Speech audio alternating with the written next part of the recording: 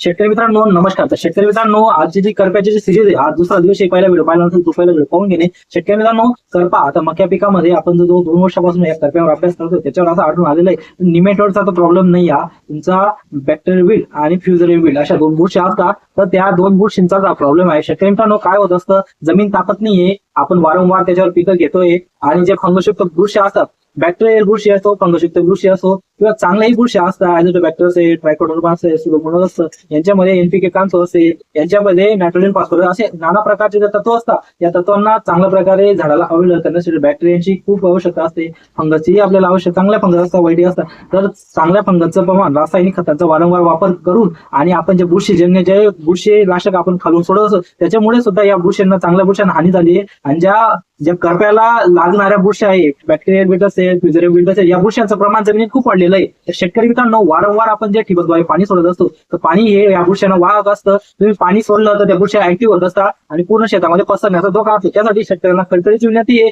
मका तुरामध्ये येण्याच्या अगोदर आपल्याला ठिबकचं पाणी बंद करून आपल्याला आड पाणी भरायचंय. जे आड पाणी असतं ते 20-25 दिवसाच्या वापसाने आपण भरत असतो, तर त्यामध्ये ते ऍक्टिव्ह होत नाही आणि पिकाची ग्रोथ ही होत असते. आणि शेतकरी मित्रांनो ठिबकचं पाणी सोडायचं नाही आपल्याला. आणि ठिबकचं पाणी सोडायचं नाही म्हणजे ठिबकद्वारे आपण वॉटर सोल्युबल खत असेल किंवा बुरशीनाशक असेल आपल्याला सोडायचं असेल तर आपण ठिबकद्वारे सोडू शकतो, पण आपल्याला पाणी सोडायचं नाही आहे. दुसरा व्हिडिओ लगेच मिळेल. धन्यवाद.